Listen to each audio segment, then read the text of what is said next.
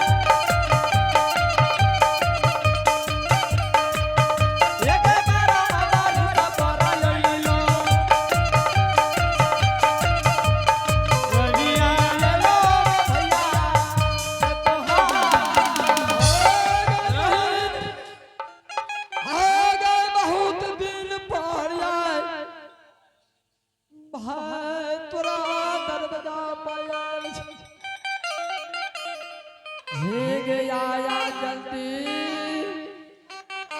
भाई के भेंट मुलाकात का लो आगे बहन आगे एक सहोदर बहन रही बहन या मैं जल्दी आएगे भैया के भेंट मुलाकात का लियो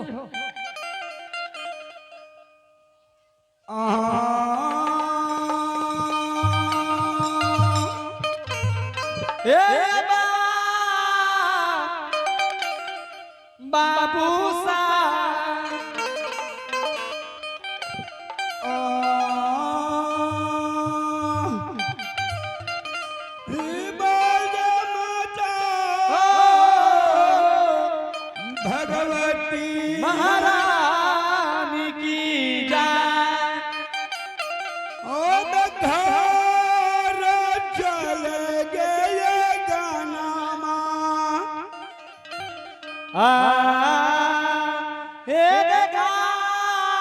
रा गई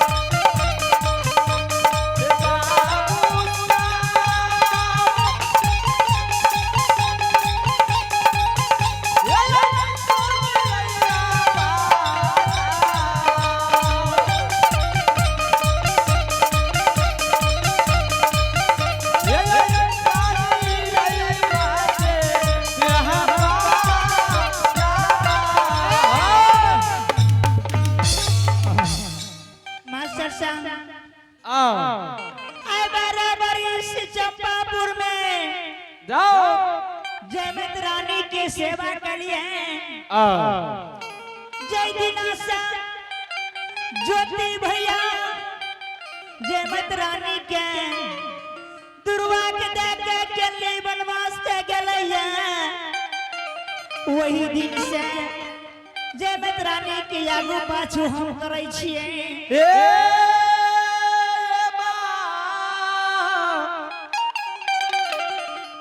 बाबू भैया जी आई खातिर करे छिए कि जय समय में जयमत रानी की शादी करके ज्योति भैया विदाई केल के रहे कल कर गे नौरी एक जयमत रानी हमर सहोदरी बहन छिए जहिना तोरा कहतो काज करीला वही नहीं करी है ये हमर बहन के बात मानी है जे तोरा कहतो उतने करी है वैसा फालतू कोनो काज नहीं करी है ए खातिर जयमत रानी हमरा जितना काम फरमावे छे वही काम हम करै छियै ते जयमत रानी की सब कोठी मकान धन दौलत भगवान है लेल गई भैया ये दुर्वा के देखे केली बनवास के गले वही दिन से जयमत रानी सोरी घर में लोथ बन के बैसल छै भैया जी जयमत रानी के ने सुतल कल ने बैठल कल दै छै 12 बरस बीतले कहियो या तक हेन काम बने सुनलिए महारानी के आई की बात छिए कि महारानी सोरे घर में